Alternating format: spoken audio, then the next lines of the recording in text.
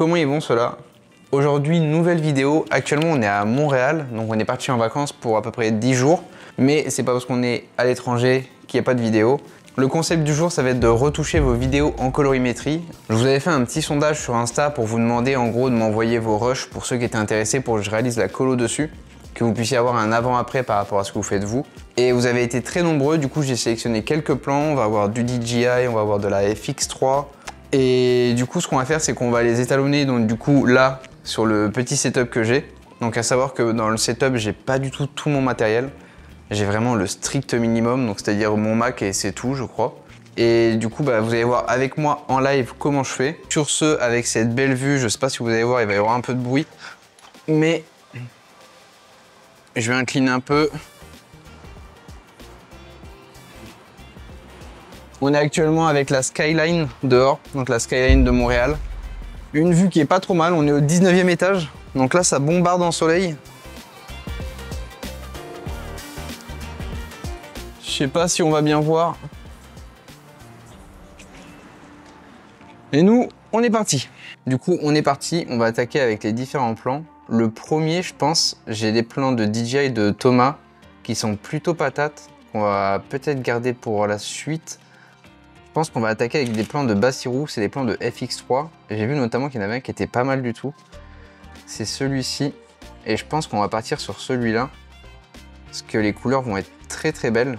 Donc FX3, bien évidemment, on connaît bien, c'est Sony, donc ça se rapproche pas mal de la science des couleurs de la 7 IV que j'ai. On va se rendre directement dans la partie color. Nous, ce qu'on va faire, c'est qu'on va aller utiliser le power grade que j'ai créé. Vous n'êtes pas obligé de l'utiliser, vous n'êtes pas obligé de l'acquérir. Néanmoins, vous êtes déjà plus de 300, je crois, à l'avoir pris. Et j'ai des très très bons retours dessus, donc je suis ultra content. Au niveau du power grade, donc il est juste ici. De toute façon, on voit qu'en un clic déjà, la vidéo elle est pas mal. Bon, il y a une surexpo, mais c'est normal quand on filme en log. Et en fait, ce qui est bien avec ce power grade là, c'est qu'il est ultra rapide à utiliser. Moi, ce que je fais quand je l'utilise en premier lieu, c'est que je vais gérer au départ les primaries. Donc là, le CST il est bon parce que c'est de la FX3. Et vu que le CST du power grade il est programmé sur Sony par rapport à la 7 IV, on est bon. Donc je vais vérifier quand même au cas où. Mais ouais, on est bon. S-Gamut 3 Ciné S-Log 3. Ce que je fais, c'est qu'on va aller directement sur les primaries. Et là, on va les gérer parce que je vois que l'expo, elle est quand même un peu violente. Donc, on va aller baisser les hautes lumières avec les gains. On peut utiliser également, donc là, on a la parade, mais on peut utiliser la waveform pour voir où on en est. Donc là, je vais aller les baisser un peu parce que je les trouve violents. Je vais aller augmenter également un petit peu mes noirs pour les ouvrir. Et on va gérer l'expo générale avec l'offset. Donc là, on est pas mal du tout. Je vais y rajouter un tout petit peu de contraste, très légèrement. On vérifie au niveau de la balance des blancs qu'on est correct. Donc là, la balance des blancs, elle va être gérée avec la chromatic adaptation. Donc je pense qu'en balance des blancs, il était vraiment pas mal. Ce que je vais faire, c'est que je vais tirer un tout petit peu plus vers les chauds. Ok, là on est cool. Et au niveau de la saturation, je vais baisser un tout petit peu, parce que le paramètre de base est un peu élevé. Hop, on va le mettre à 1.2. Et là, on est pas mal. Donc si je fais l'avant-après, ouais, on a déjà bien gagné. On va utiliser le nœud Depth Node. Donc le Depth Node, qu'est-ce que c'est? C'est que ça va écraser vos blancs et écraser un peu vos noirs pour rendre le look un peu plus cinématique. On peut le voir là, notamment sur les hautes lumières qu'on récupère au niveau de l'eau. Dedans, on va pouvoir accentuer donc les shades. Je trouve qu'ils sont pas mal comme ça. Si jamais on veut les gérer, on peut les gérer avec les courbes ici. Skin tone, elle me paraît juste. On va vérifier sur le Vector Scope. Le Vector Scope, ça m'a l'air pas mal, honnêtement. Ouais, la skin tone est bonne. Ce qu'on va faire après, c'est qu'on va aller accentuer avec un léger glowy look. Franchement, j'adore l'utiliser. Je trouve qu'il est trop bien programmé et ça donne un effet très très cinématique. J'aime beaucoup. Là, on voit la différence. On va faire en sorte de le régler parce que je trouve que sur la pagaie, c'est violent et sur le short aussi. Donc, on va aller dans les glows. Et là, on va gérer au niveau du gamma et surtout du spread. Donc le spread, en gros, c'est la diffusion au niveau du glow. Donc là, hop, je vais gérer le gain pour réduire un tout petit peu. On voit l'avant-après. On va peut-être réduire le gamma aussi un peu. Là, on est pas mal. Donc l'avant-après, il est plutôt sympa, mais on est loin du résultat final. Ensuite, ce qu'on va faire, c'est qu'on va aller activer les ajustements de look. Donc c'est là en fait où vous allez commencer à donner tout le look de votre vidéo. Donc on va rentrer dedans. Donc on peut gérer les primaries avec les roues primaires. On va pouvoir gérer les logs avec les roues log qui sont juste ici. Et ensuite gérer les HDR avec les roues HDR. Mais nous, on va se concentrer d'abord sur les primaires. Quoique nous, on va commencer d'abord avec les HDR. Hop, donc on va agrandir notre image pour être plus clair. Et là, les HDR, on va les toucher un peu au shadow pour donner un peu de teinte à notre image. Je pense qu'on va tirer un tout petit peu vers les jaunes. Étant donné que le climat était chaud, il avait l'air d'avoir pas mal de soleil. Donc les roues primaires, on va les attaquer. Je vais attaquer avec les gamma. Gamma, je vais tirer un tout petit peu vers le rose. Les gains, un peu vers le jaune, très légèrement jaune-vert. Et les lifts, donc qui correspondent un peu au noir, on va les tirer, eux, plutôt vers le rose. On va les assombrir un tout petit peu, augmenter un peu les gains et augmenter un peu les gamma pour baisser un tout petit peu les gains. Maintenant, on va les toucher un peu au roux log, donc notamment sur le mid-tone. Le mid-tone, on va le tirer un peu vers le chaud. Ouais, on va le tirer vers le jaune-orange. C'est ça. Et là, on a une image qui est déjà plutôt sympa. Si on fait l'avant-après, on a une image qui est simple, mais plutôt esthétique. Et là, du coup, on va les toucher au masque et c'est là qu'on va ramener toute la matière. Donc, au niveau des masques, ce qu'on va faire, c'est qu'on va faire un ciblage directement. Donc, moi, ce que j'aime bien, c'est faire un petit ciblage sur du vignettage. Hop. Donc là, on agrandit notre masque. On va utiliser ici les highlights pour voir où on cible. Je vais inverser le masque. Et ensuite, on va aller dans nos roues primaires, casser un peu avec les noirs pour donner de la matière. Hop, on va le ramener un peu vers le bas. Maintenant, ce qu'on va également pouvoir faire, c'est peut-être toucher au niveau des bleus, que je trouve pas très jolis là sur l'image. Ils sont à moitié saillants, c'est pas très esthétique. On va prendre nos bleus ici même, donc on voit où la souris pointe. On va les sélectionner, on va prendre les highlights pour voir où ça cible. Et là, on va nettoyer pour virer le vert du bleu et avoir que le bleu.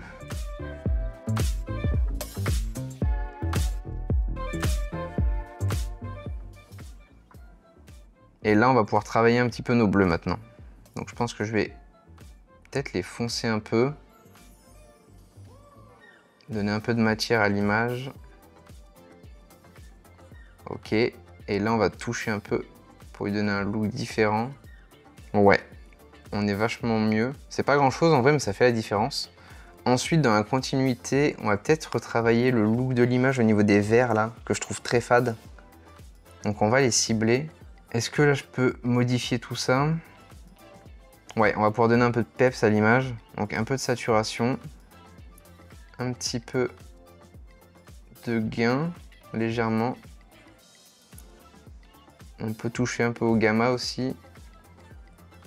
Ça, c'est notre avant-après. On est déjà pas mal. Et on va aller retoucher du coup, après nos masques. On va peut-être aller retoucher un peu au niveau du look. On va aller retoucher un peu les hautes lumières, tirer vers quelque chose d'un peu chaud. Et là, on a une image qui est plutôt pas mal. On a des belles couleurs. Je vous partage du coup un avant-après du premier plan qu'on a fait ensemble et je vous laisse me dire ce que vous en pensez.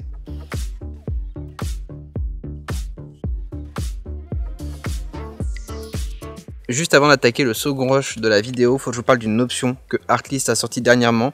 Une option qui est vraiment géniale et que tout le monde rêvait depuis longtemps. Artlist, qui est bien évidemment le partenaire de cette vidéo, encore merci à eux. Cette option, c'est l'artboard. Et l'artboard, qu'est-ce que c'est?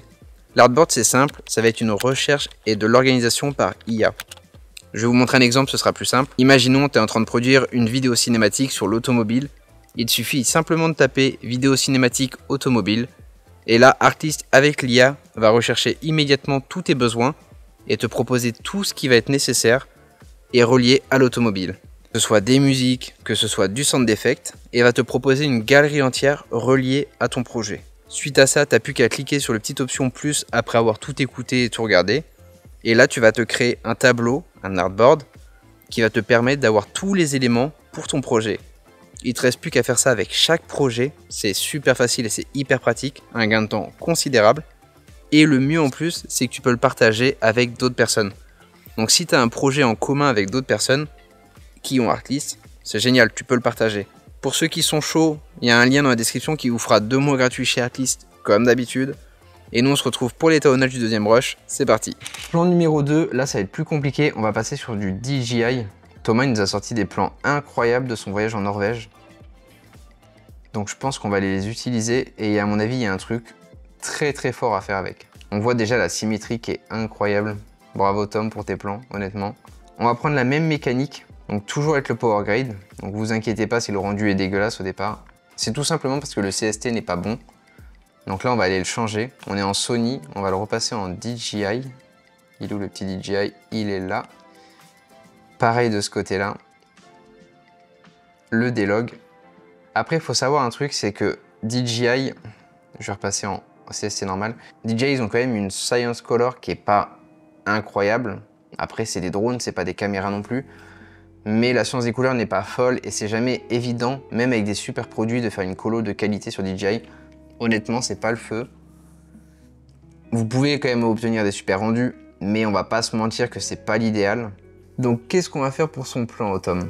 On va partir déjà sur les primaries. On va aller gérer tout ça. Donc la saturation, je vais la baisser un peu, on les réajustera plus tard. Je pense qu'on va gérer au niveau de l'expo, parce que là, son exposition, elle est cool, mais du coup, c'est un peu sombre. On va essayer de rattraper un peu tout ça. Donc, je vais ouvrir un tout petit peu les noirs.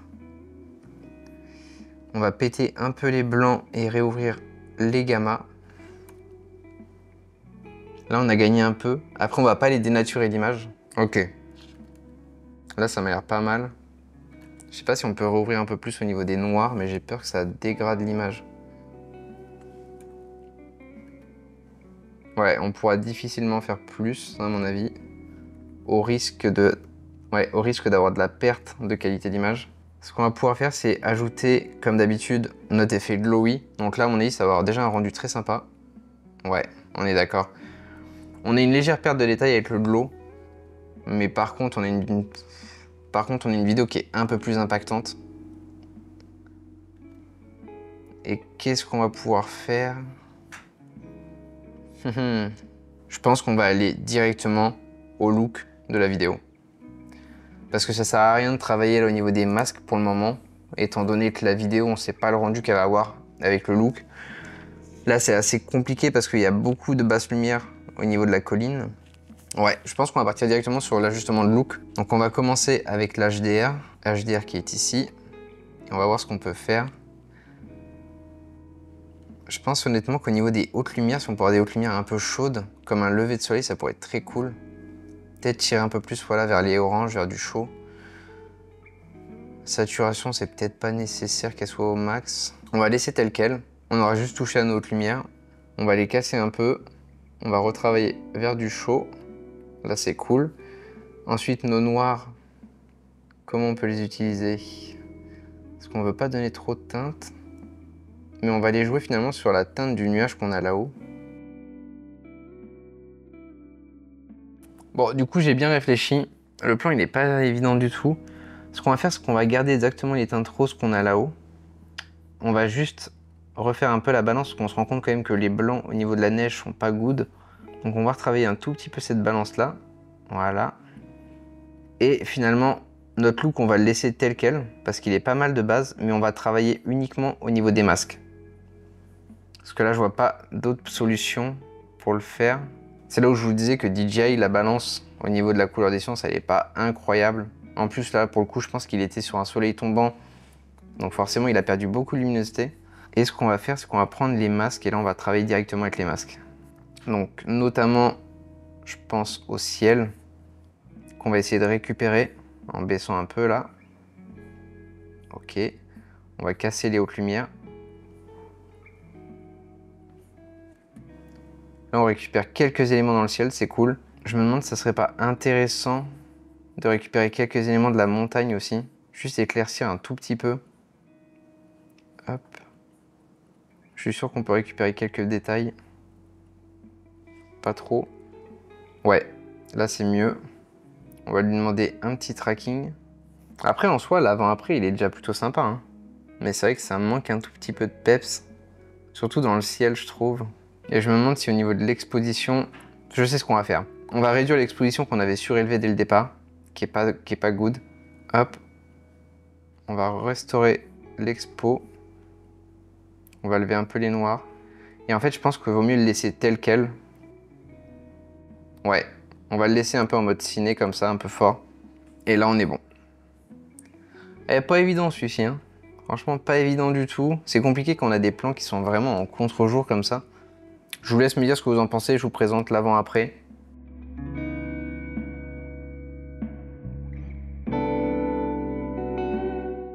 J'espère sincèrement que la vidéo vous aura plu.